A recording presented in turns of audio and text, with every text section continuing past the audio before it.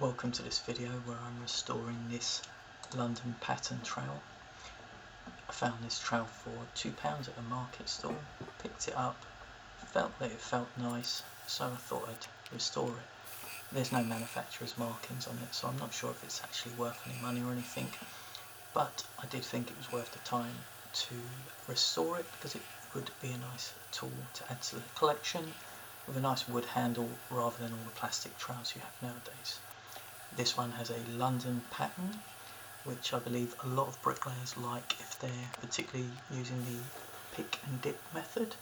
I'm not a bricklayer myself, but occasionally I do have to lay the odd brick, and like I say, this trowel felt nice in the hand.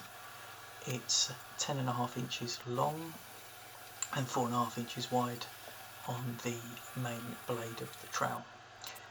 As I started to bring it back to life here and reveal the metal, I noticed that the throat was actually welded to the main blade of the body, which is not usual, and perhaps that's why they painted that lower part of the blade near where the heel is a kind of blue colour.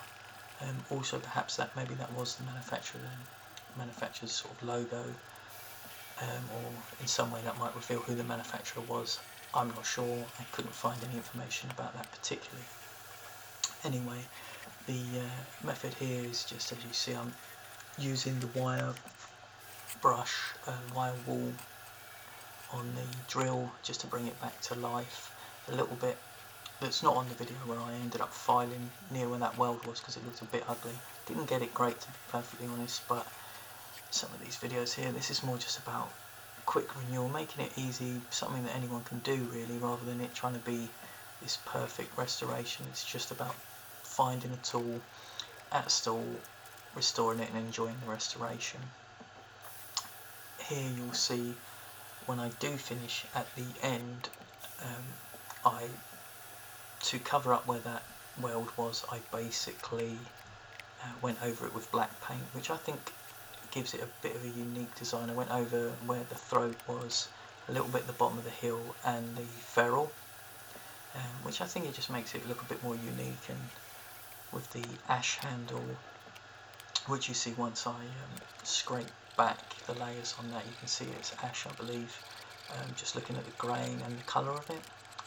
Although I did eventually use linseed oil on that as well, and a little bit of beeswax, and yeah, that's what brought it back to life. So hopefully you enjoyed the video, hopefully you learned something from it, and hopefully just enjoyed seeing the restoration.